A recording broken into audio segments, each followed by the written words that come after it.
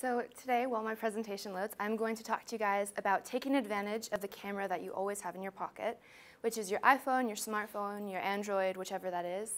And I'm going to teach you some of the iPhone tricks that I've learned through different articles and just trying it out by myself.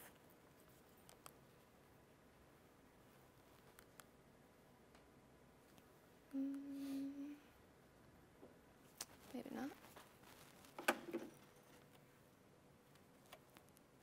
Okay, so the first tip that is often underutilized is the grid feature on our phones. So if you go under Settings and then Photos, Camera, you can turn on your grid.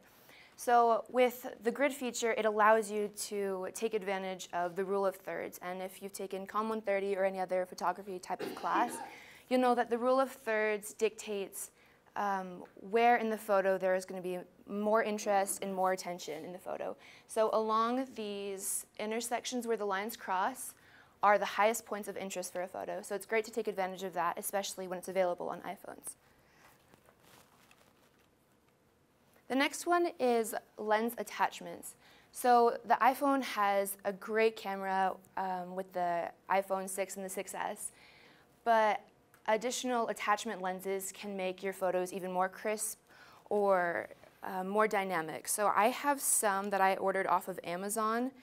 So the ones that I have are a fisheye lens, so you can have a broader perspective, a wide angle, and a macro. And these just clip onto the back of your smartphone, right over the camera or right over the front camera. And they do a great job at just changing the perspective of your photos.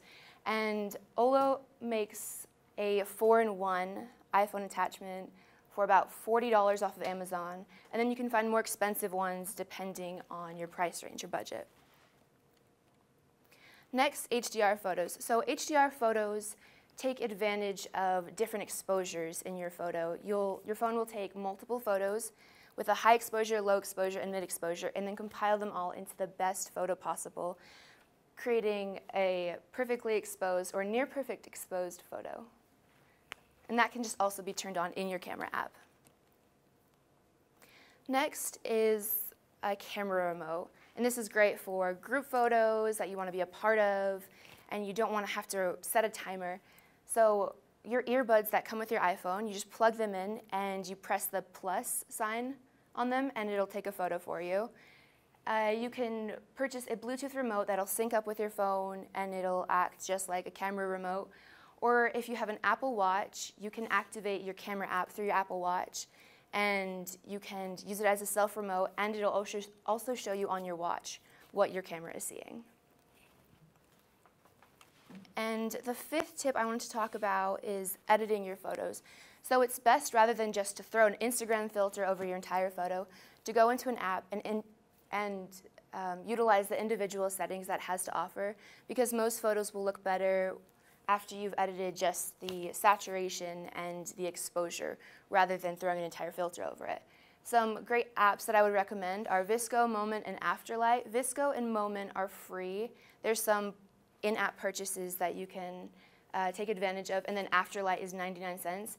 VSCO is one of the top-rated photography apps, and professionals and amateurs both swear by it.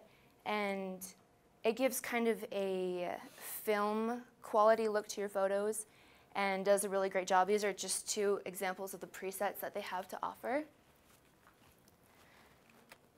And I just want to conclude by, I know that photography is a passion for many, and sometimes it's hard to carry around a DSLR or you can't afford a DSLR. So I think it's very important that we all take advantage of the cameras that we do have and utilize their functions. Thank you.